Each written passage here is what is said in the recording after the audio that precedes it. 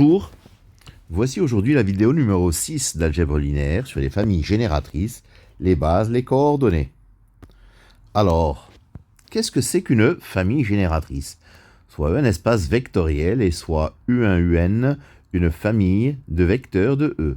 On dira que U1UN est une famille génératrice de E, ou bien que U1, etc., UN engendre E, si tout vecteur U de E peut s'écrire ou se décomposer comme combinaison linéaire des vecteurs de cette famille.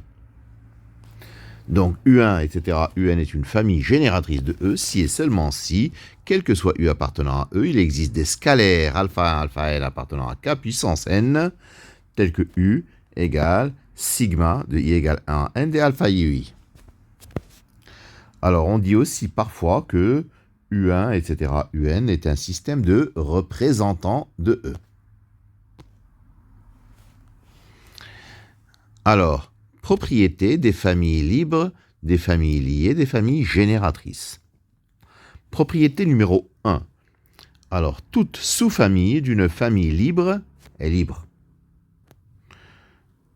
Donc, si je dispose d'une famille libre, U1, UN, alors, quel que soit K1, etc., Kp dans 1n, tel que K1 inférieur à K2 inférieur à Kp, la famille UK1, UK2, etc., UKP est libre.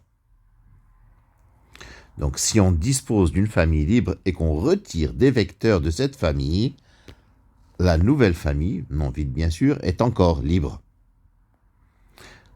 Preuve. On va supposer que la famille U1UN est libre et montrer que si P est strictement plus petit que N, la famille U1 jusqu'à UP est encore libre où P est bien sûr inférieur strictement à N, je l'ai dit. Alors la remarque, c'est tout à l'heure dans l'énoncé, donc j'ai pris UK1 jusqu'à UKP, c'est-à-dire des vecteurs quelconques à l'intérieur de la famille, mais ça ne change rien si je prends les P premiers pour montrer qu'elle est libre, c'est-à-dire il suffit de réordonner les vecteurs de la famille libre. Donc je prends P scalaire alpha 1 jusqu'à alpha P qui vérifierait que la somme de I égale 1 à P des alpha IUI égale à 0. Je pose alpha P plus 1 égale alpha P plus 2, etc. égale alpha N égale à 0. On a donc sigma de I égale 1 à N des alpha I UI égale à 0. Or, la famille U1 jusqu'à UN est libre. Donc, tous les alpha I de 1 jusqu'à N sont nuls. Mais comme ceux de P plus 1 jusqu'à N étaient déjà nuls, donc ça veut dire que tous les alpha I de 1 jusqu'à P sont nuls. Donc, la famille U1, etc., UP est libre.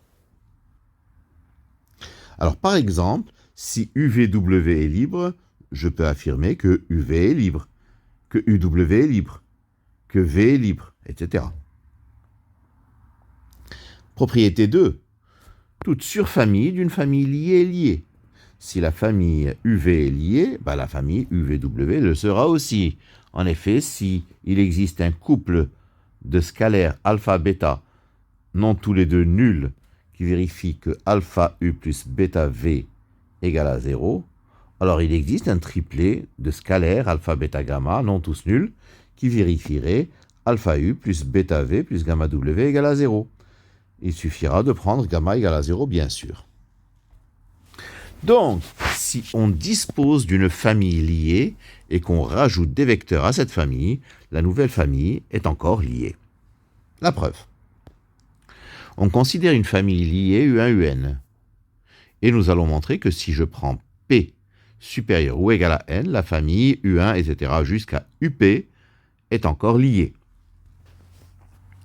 Si U1 jusqu'à UN est lié, il existe des scalaires alpha 1 jusqu'à alpha N, non tous nuls, tels que sigma de I égale 1 à N des alpha I UI égale à 0.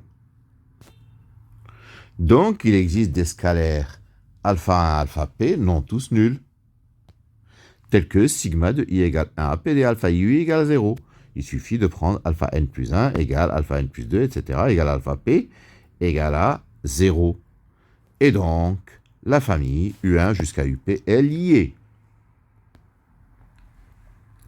Propriété 3. Si 0 fait partie d'une famille, elle est liée. Bon, ça c'est clair. Deuxièmement, si un vecteur est présent plus d'une fois dans une famille, elle est liée. Alors, propriété 4. Toute surfamille d'une famille génératrice est encore génératrice.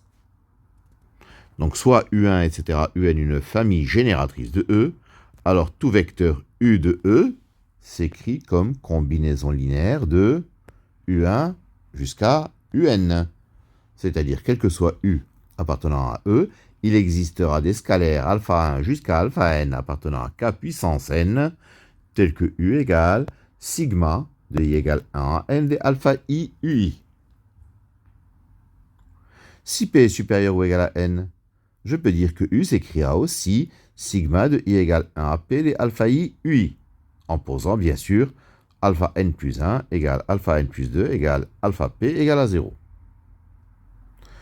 Donc la famille U1, etc. UP est génératrice de E. Donc si la famille UV est génératrice de E, alors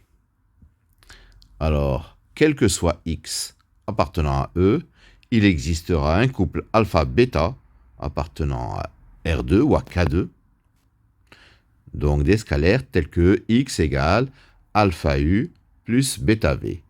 Donc X, je peux l'écrire alpha U plus bêta V plus 0W. Donc UVW est génératrice de E. En pratique, si nous disposons d'une famille libre et si nous retirons des vecteurs de cette famille, la nouvelle famille est encore libre. Mais si nous en rajoutons, ce n'est pas certain qu'elle le reste. Deuxièmement, si nous disposons d'une famille génératrice et si nous rajoutons des vecteurs à cette famille, la nouvelle famille est encore génératrice. Mais si nous en retirons, ce n'est pas certain qu'elle reste génératrice.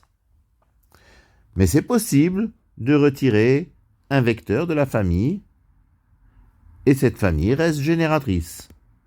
Si c'est le cas, nous pouvons recommencer. Mais au bout d'un moment, ce ne sera plus possible. Nous aurons atteint la saturation. N'importe quel vecteur retiré fera que la nouvelle famille ne sera plus génératrice.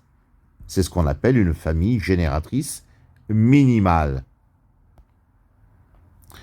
Troisièmement, si une famille U1UN est libre, il est peut-être possible de rajouter des vecteurs et la nouvelle famille sera encore libre.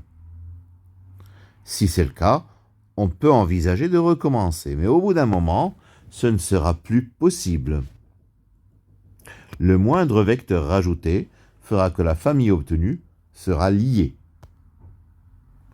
Nous avons donc une famille libre maximale.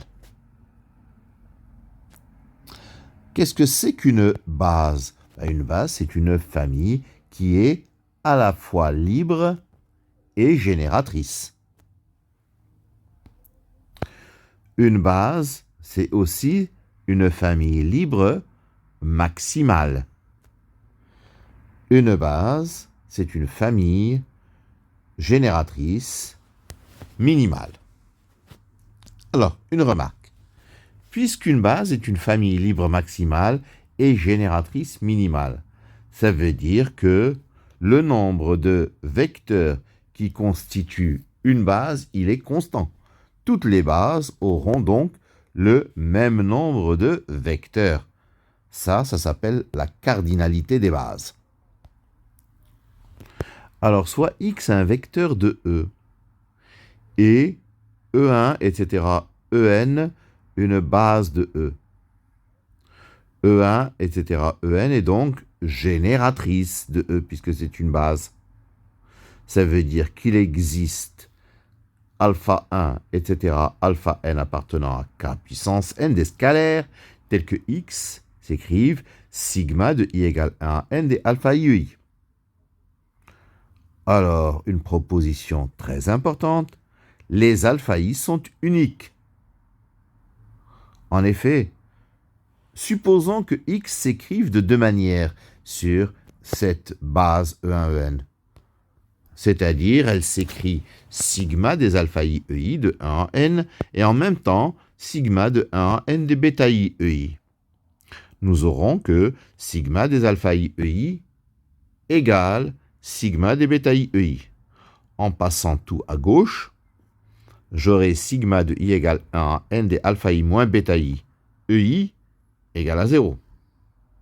Mais puisque la famille E1, En, qui est une base, elle est libre, ça veut dire que pour n'importe quel indice i, alpha i moins bêta i, qui sont les coefficients de cette décomposition, alpha i moins bêta i égale à 0. Donc alpha i égale bêta i. Donc les alpha i sont uniques. Les alpha i s'appellent les coordonnées de x dans la base E1, En. Ainsi, le système de coordonnées d'un vecteur dans une base est unique. Donc dans une prochaine vidéo, nous détaillerons un petit peu tout ça. Je vous remercie de votre attention.